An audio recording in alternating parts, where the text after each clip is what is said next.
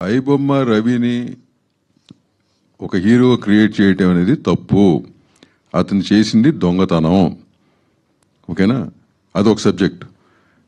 Popcorn ఎక్కువ ఉంది, రేట్లు ఎక్కువ ఉన్నాయి, అది సెకండరీ సబ్జెక్ట్. ఇంకో సబ్జెక్ట్ అది.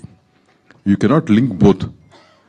దాన్ని కొంత సోషల్ మీడియాలో కొంతమంది భుజం మీద వేసుకుని చేయటం కానీ, ఫర్ వాట్ ఎవర్ రీజన్స్, వాళ్ళ రీజన్స్ ఏంటో నాకు తెలియదు.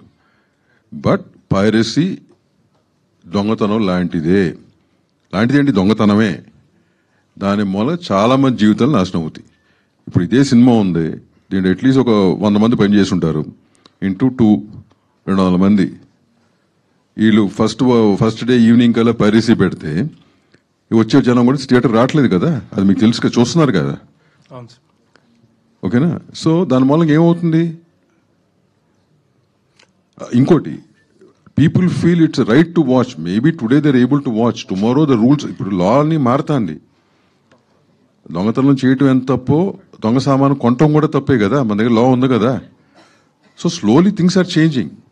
ఇప్పుడు ఇండస్ట్రీని 100% ఫిల్మ్స్ మేము కాపాడుకోవాలి. ఇప్పుడున్న position we have to save hour selves.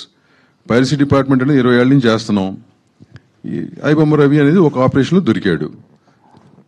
అతను ఏదో రాబిన్హుడ్ అని పేరు చెప్పారు. రాబిన్హుడ్ మీనింగ్ ఏంటి మీరు చెప్పగలరా? దొంగ అవ్వచ్చు. ఎందుకు రాబిన్హుడ్ అని పేరు వచ్చింది? ఉన్నోడి దగ్గర డబ్బులు దోసి లేనోడికి ఇవ్వటానికి. అతను డబ్బు రూపాన్ని ఏమైనా ఇచ్చాడా? ఫ్రాన్స్ లో ఉంటున్నాడు, క్యారిబియన్ ఐలాండ్స్ లో సిటిజన్షిప్ ఉంది. And the kind of, I can't relieve case subjects matter అవుతుంది కాబట్టి. ఓకేనా? So many assets, so much of stuff is there.